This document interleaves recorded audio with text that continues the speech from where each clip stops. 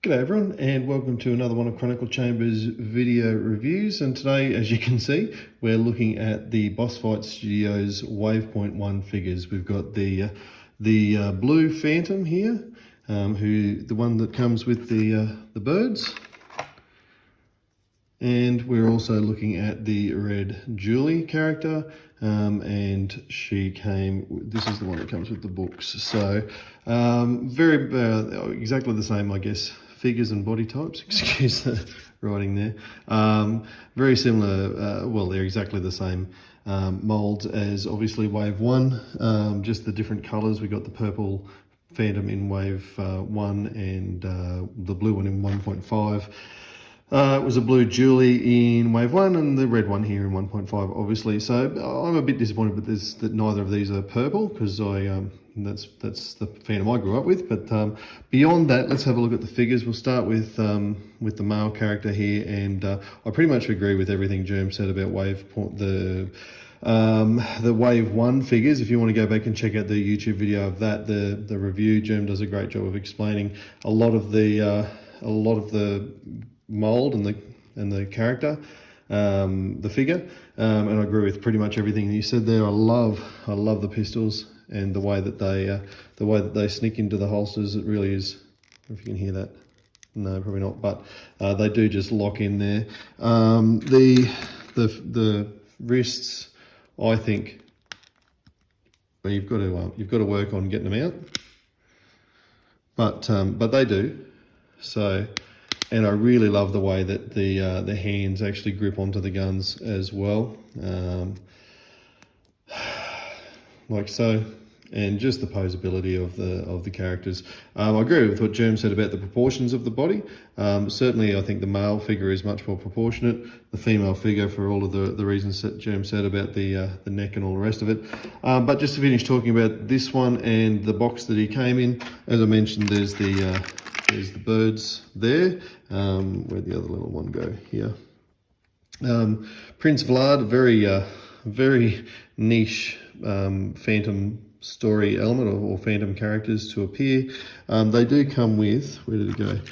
This pretty cool swoosh, which took me a little while to figure out until I actually looked at the box. The packaging, as Germ says, the packaging is excellent. There's a hole in the back there, which that just locks into pretty neatly, which is cool.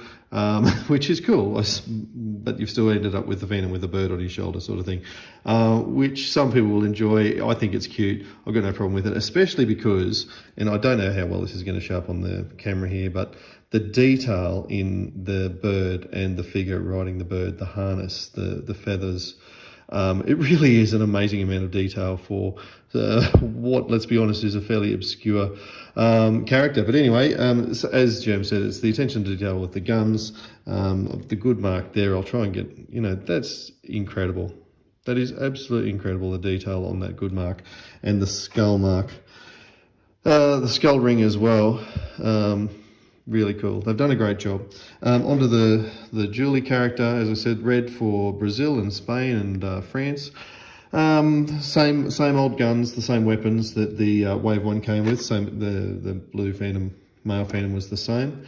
Her difference here, and I absolutely agree with what Germ said about the proportions of the neck. When I do find when you put the Julie head on, or the hair, the cowless hat, if you like, on, that it makes a lot more sense as a figure. So even though I personally probably would prefer to have Julie with her cowl on, just the way it looks in this figure, I'm probably going to end up displaying her hair out, as I say.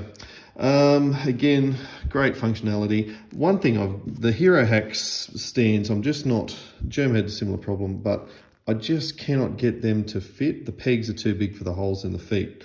So that's a bit of a shame, because they do look like a really cool way to display, but just not working well for the ones that arrived in my box anyway. The things that came with Julie were the Chronicles, which, for a couple of, at the end of the day, for a couple of lumps of plastic, they've actually put together really, really beautifully. It looks like a real mini book. And this one, the open, so that was Chronicle number 1. This is Phantom Chronicle number 2, as you can see. You can even tell when it's sitting the wrong way up because it's not formatted right, because the date's in the top corner there and stuff. Like it's the attention to detail on these, these little elements. That's one of the best things about the Boss Fights figures, I think.